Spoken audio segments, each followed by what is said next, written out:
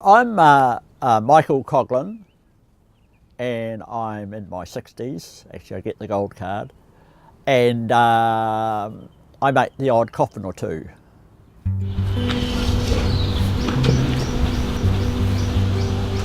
I grew up on a farm just south of Timaru in a place called Kingsdown, and there was a big shed there, so I used to go out into the shed, and there was lots of nails and wood and bits and pieces and old bits of machinery around the place.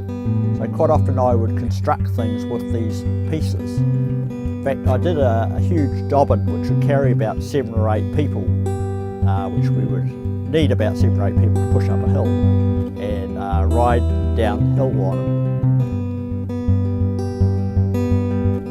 When somebody dies, it's a really roller coaster process because you have to get somebody sorted, and you have to deal with a physical body that's in a state of decay if nothing happens.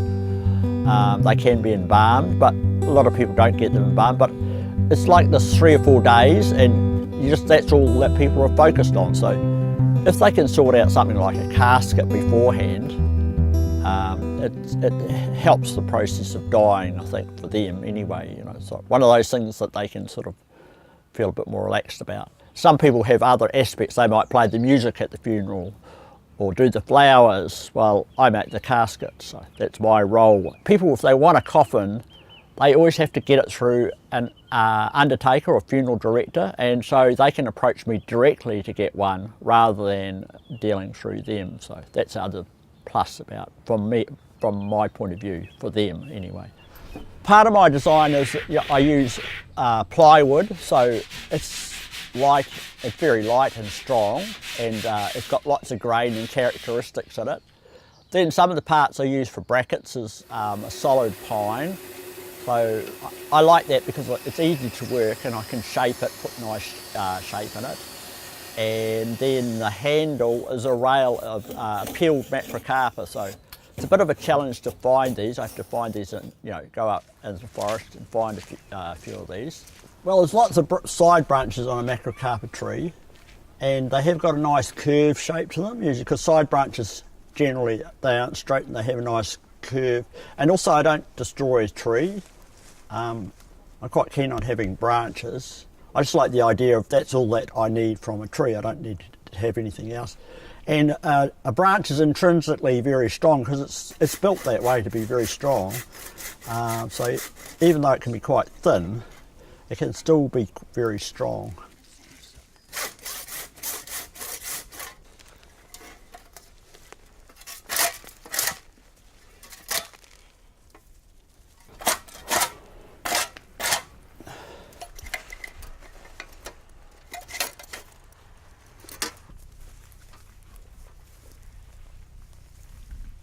I'm quite connected with this location.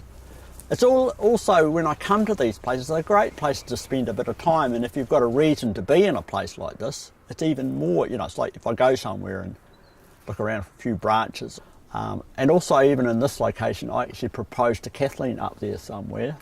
So so I connect with the spot, and it's got some great views. Sometimes on a warm day I'll come up here and bring a thermos and have a cup of tea at the same time. So it's like, what better things to do with my time than come strolling around these trees, cutting a few branches, take them home, peeling them. I think, yeah, it's quite pleasant, really.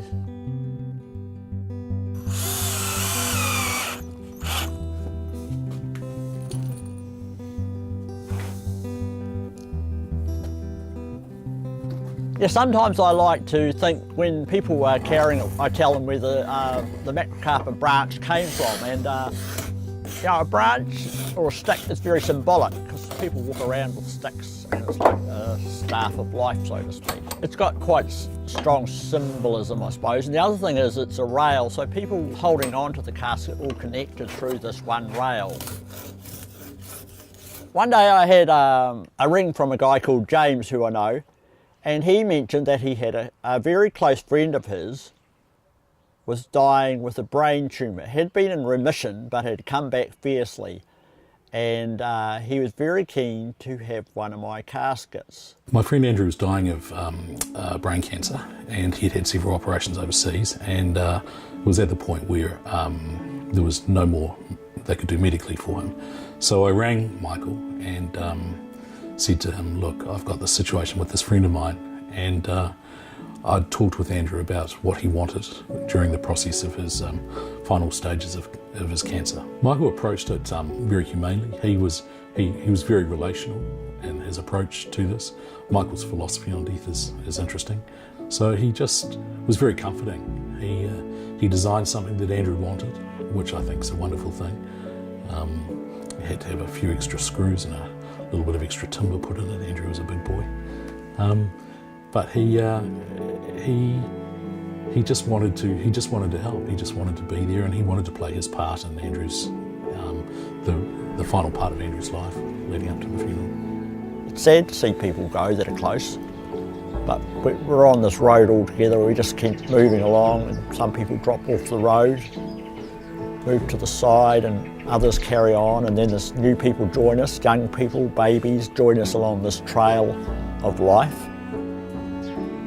I think when somebody dies, we come to the realisation how important they were in our lives. So I'm talking about people that are close to me that have died, and it's quite that occasion when they stop, they're not here anymore, and I think it's quite important how we realise how close they are. So sometimes we can take people for granted when they're alive and not really appreciate them as much as we could. So maybe to all those friends and people around us that we could just appreciate them more now when we have the chance to, and if things go wrong, be more open to settling differences and stuff like that, and not holding grudges, because if they die, we haven't got the chance, and that sort of carries on in our lives. We say, I wish I had done that, but I think it's the takeaway thing for me is really to appreciate people around us while we have them here and have fun with them.